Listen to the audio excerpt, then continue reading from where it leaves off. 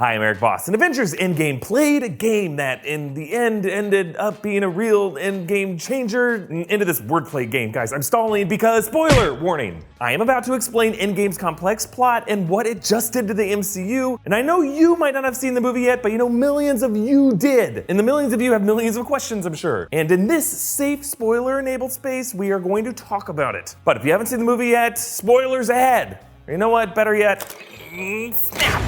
Ah, there. People who haven't seen it yet are gone. It's just us now. And I am mentally exhausted because Avengers Endgame rewards the Marvel fans like us who spent the past year Wikipediaing the quantum physics of Ant-Man and the Wasp, rereading Dr. Selvig's crazy blackboard, and poking pens through folded napkins. It worked. Yes, the Avengers use time travel to defeat Thanos, using the tricky physics of the quantum realm to zip back to past moments with the Infinity Stones and steal them. A true time heist. But Endgame deliberately diverts from other famous time travel stories, even mentioning them by name in this movie: Back to the Future, Terminator, Hot Tub Time Machine. But Banner says that those depictions of time travel are not how time travel works here. Here, going back in time doesn't ripple effect change things later in your timeline, like those butterfly effect awkwardness ripples Lorraine McFly felt when her son aged into someone she almost hooked up with. Nah, this is a kind of time travel in which actions are permanent and changes cause new timelines to form. Banner explains that killing Thanos as a baby, Rhodey's baby Hitler proposal, won't erase Thanos from their timeline. That change would just cause a branch timeline where Thanos didn't exist, whereas back in their timeline, half of everyone would still be dead,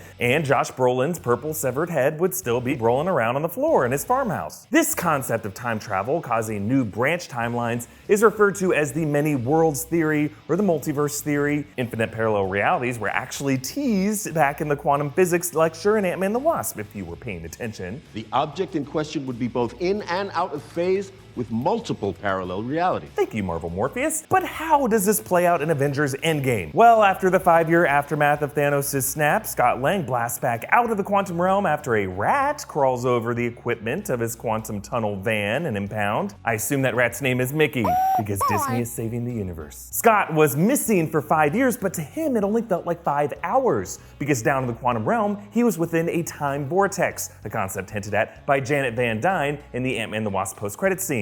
And don't get sucked into a time vortex. We won't be able to save you. Scott accidentally slipped forward in time, and after joining Cap and Natasha in Avengers HQ, he theorizes that they can reverse time as well. They take these crazy theories to Stark, who has apparently already thought of all this, because of course he has. He drops some big words, the Planck scale triggering the Deutsch proposition. The Planck scale refers to a subatomic measurement. It can measure space between atoms or time, because down there on a subatomic level, the physics of time and space don't really function the same way. The Deutsch proposition is a reference to the British physicist David Deutsch, a huge proponent of the many worlds interpretation of quantum mechanics. So Stark is essentially saying that the subatomic physics of the quantum realm allow for time to be manipulated across multiple timelines. Stark actually runs a simulation of this on a projected Mobius strip. Mobius strip, or a Mobius loop, is a geometric surface with only one side and one boundary. You can actually make one by taking a paper strip and giving it a half twist and then joining the other sides. Oh, this is a napkin that I put a hole through. Doesn't really work. For Stark, this is a depiction of time travel, with this Mobius strip representing space-time and how it bends and how beings can loop back around on it. The other Avengers experiment with quantum realm time travel with mixed results, causing Scott Lang himself to change ages, a boy, an old man, a baby. Stark comes up with these devices that go across their hands to keep the time traveler unchanged as time around him or her changes. Then the Avengers split up into teams and go back to different points in history when they know where the Infinity Stones were. They realized that in 2012, the Space Stone, the Mind Stone, and the Time Stone were all in New York City at the same time. So Stark, Cap, Scott, and Banner all return to the Battle of New York. Rocket and Fat Thor go to Asgard to suck the Reality Stone in ether form out of Jane Foster when she was recovering in Thor: The Dark World. Rhodey and Nebula go to Morag to get the Power Stone before Quill grabbed it at the beginning of the first Guardians. And Hawkeye and Natasha go to Vormir for the Soul Stone. They wrestle over who has to sacrifice themselves.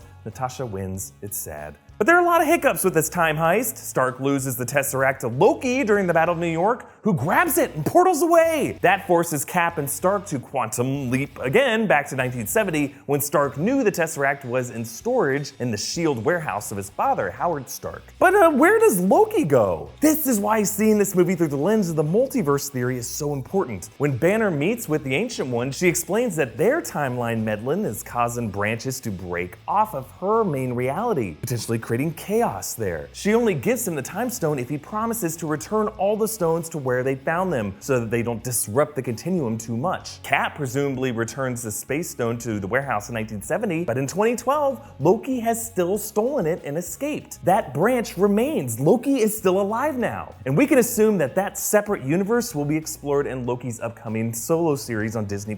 There was another hiccup in this time heist, but first, I'm actually gonna quantum leap back to a past version of myself to shout out a sponsor. Here we go!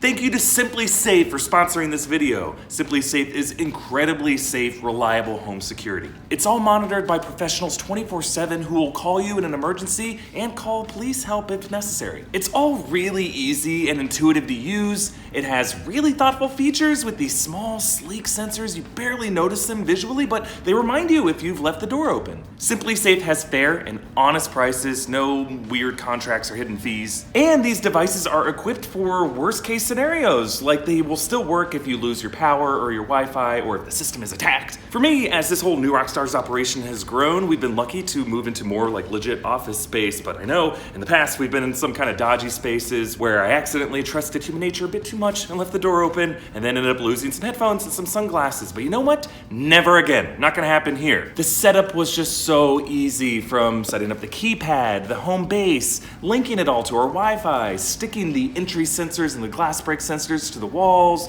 setting up the water detection sensor by our fridge, and just finishing it all made me feel super secure and safe. It's like I'm in Avengers HQ. Scott Lang is not getting in. Never seen this guy before. Please visit simplysafe.com/newrockstars to learn more.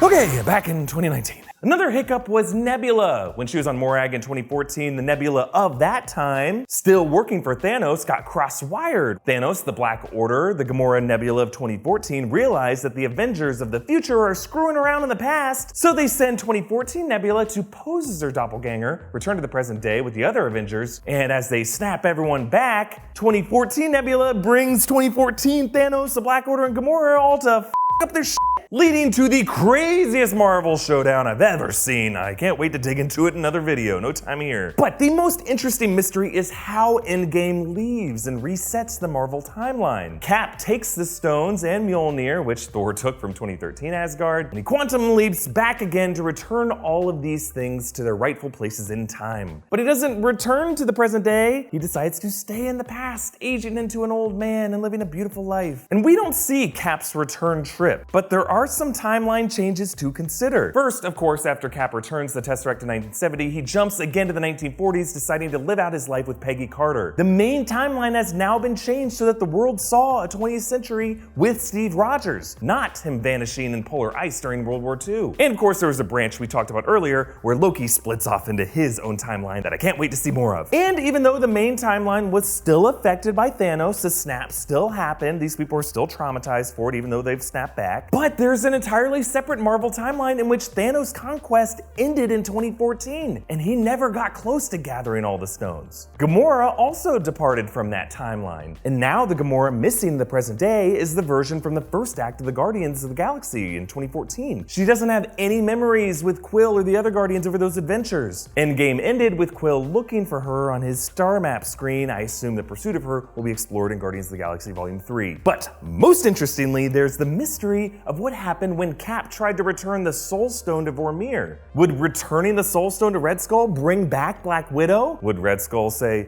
"Sorry, no refunds"? Black Widow's solo movie is still in the pipeline, and even though it could be a prequel set in the mid-2000s, the Soul Stone refund theory keeps the door open for her returning in other ways. Comment down below with your favorite moment from Avengers Endgame. Follow me on Instagram and Twitter at Erik Voss. And if you live in the LA area, check out my live comedy show, Darkest Timeline Comedy, Friday, May 3rd, and every first Friday at the Acme Theater in North Hollywood. Now, I'm going to make many other deep dives into Avengers Endgame, but also just know that I'm neck deep in Game of Thrones too, so please be patient as I try to cover both. I love both, but I will cover it all, whatever it takes.